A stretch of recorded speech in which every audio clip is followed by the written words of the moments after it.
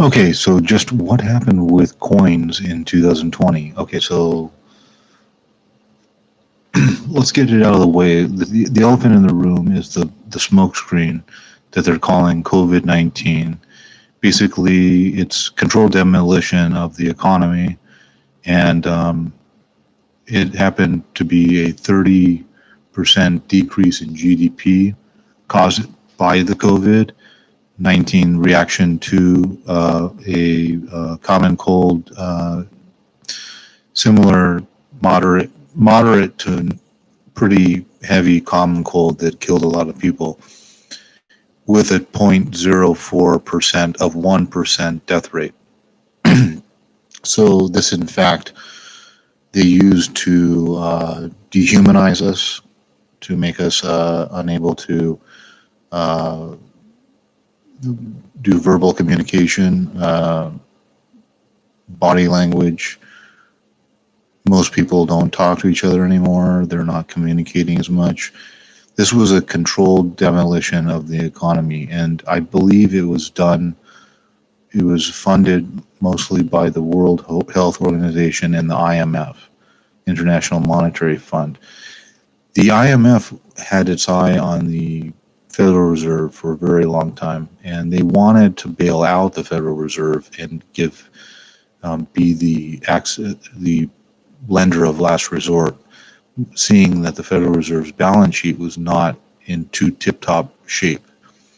So as the IMF is poaching on the Fed to try to bail them out, then to replace the um, global reserve currency from the US dollar to the strategic drawing rights, the SDR.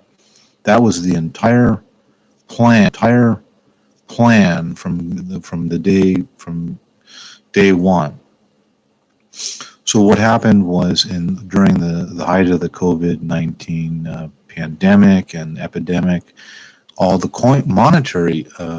coins were taken out of the monetary system, um, by people, by individuals, by people, hedgers, by people afraid. So people like Kyle Bass, he bought what, $1 million worth of nickels.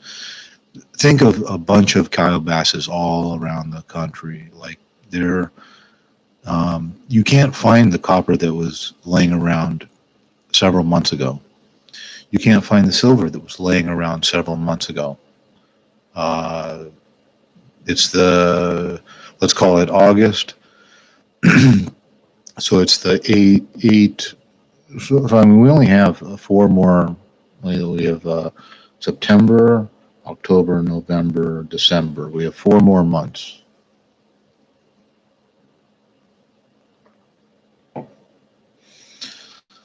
So 4 months is about a third of a year. And so as I'm doing this rewind and looking at what coins have done, 2021 is going to get even crazier. 2022, 2023, 2024. You can see what's coming down the chute. And I think for people to think, oh, 2020 was just a rare off year because we had this COVID thing and we're going to all return back to normal, it's not going to happen. We're not going to see a return to normal. Return to normal, as I enunciate in the microphone, in the cheaply bought plastic and metal microphone that has my business card on the back of it because I broke the piece of plastic that it came from.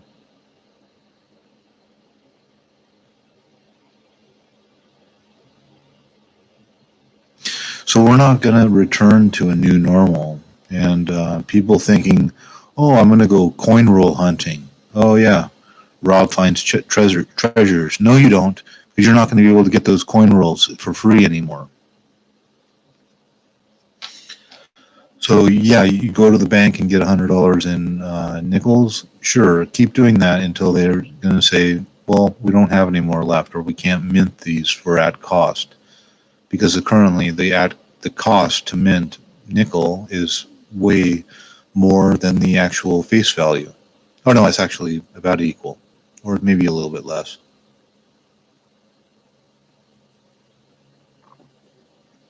I haven't checked the calculations recently, but I think a nickel has a face value of 5 cents,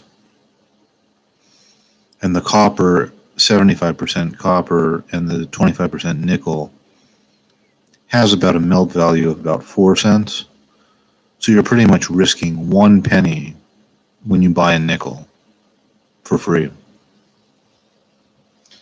And the penny doesn't have the melt value that the nickel does in terms of composition and the amount of zinc that you will be able to extract from a penny versus the amount of copper that you would be able to extract from a penny.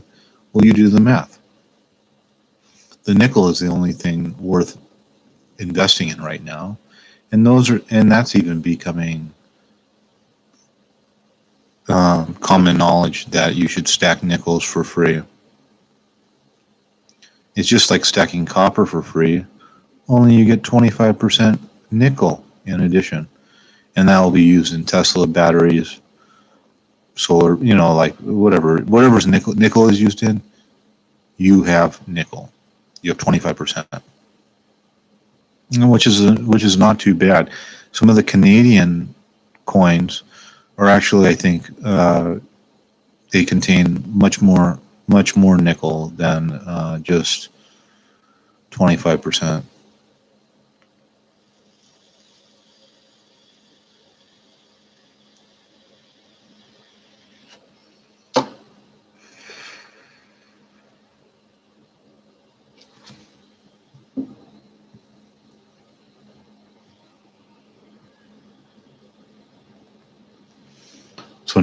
So as they take the coinage out of our monetary supply, and then they replace the coinage into our monetary supply, starting with 2019's, 2017, 16s, 15s. I didn't see them get too far. Now the 2020s are coming back into circulation, at least in the area that I am in. Los Angeles, California, the South Bay. I don't have time to look through pennies. I'd rather look through international coins. I'd rather buy world coins on eBay. Just me. I know that if you buy world coins on eBay, you're going to be rewarded, because world coins on eBay, similar to buying copper and nickel, see, Americans don't realize they're only 4% of the world population. 4%. So you get these large echo chambers, and you get these reverberations where you find these echo chambers, these tunnels, augmented reality tunnels, digital slaughterhouses. The Facebooks, the Googles, the big data, the Apples, they want to contain you in these digital slaughterhouses and make you a customer, make you a consumer forever. And where you have to just sign over your checkbook and your payment processing, they'll take care of the rest. You give them all your money. That's the world, that's the technocracy that they want you to live in, with the Twitters and the app and the Microsofts and the Facebooks of the world. Social media, with the Instagram, with the Snapchat, with the TikTok, with a tweet, a snap, a tweet, an update. So I've joined the Parler, I've joined the Float, I've joined the different web application platforms that are trying to compete with these giants, but they don't hold a candle to the technology and the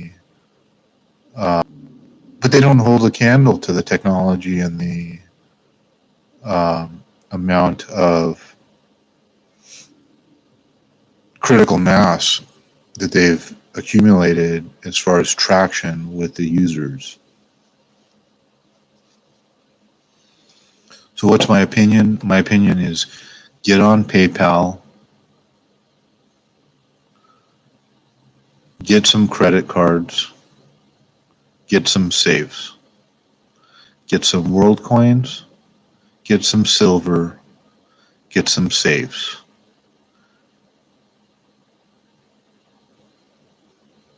Get some world coins, get some silver, get some safes, get some property, get some protection, get some coins, get some tokens, get some rounds, get some ammo, get some pounds, get some copper, get some silver, ditch the gold.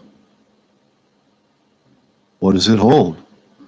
Gold is old, and gold is for central banks.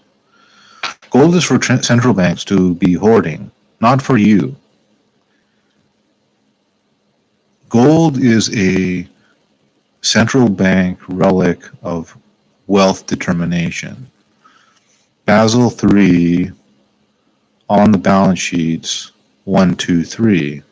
Silver in the safety deposit boxes as the central banks dwindle their gold reserves, trading back and forth and back and forth.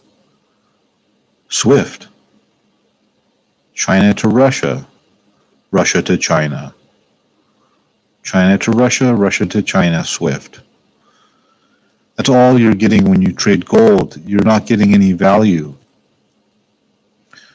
You're getting a yellow, untarnishable, yellow, I already said yellow, 999.999 fine gold. And what is gold used in? It's used in jewelry. It's used in cosmetics. It's used in some electronics. But is it element 47? No, it does not tarnish. It's not the best conductor of electricity. It only looks that way because it does not tarnish. Silver is the best conductor of electricity, and it does tarnish. Silver is the best reflector of light, and it does tarnish. But we do have ways now that the silver doesn't have to be exposed to light or air, and that it does not have to tarnish. So this, in fact, makes it better, equal, more valuable than gold, because what is gold used in? It's not used in 10,000 industrial applications. They only want you to, it's like De Beers. It's basically like the diamond industry. Do you think that carbon is necessarily very scarce, or it's not abundant? Carbon, pressurized carbon, even pressurized carbon to make it flawless, to not contain any of the flaws that diamonds have.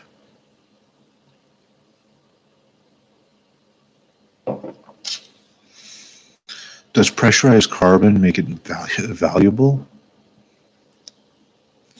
Does gold with precious carbon, pressurized carbon, make it valuable? I say that scarcity. I say that demand. I say that using something in 10,000 products speaks volumes. You can't make that go away. So in other words, why would anyone invest in gold when they can invest in silver?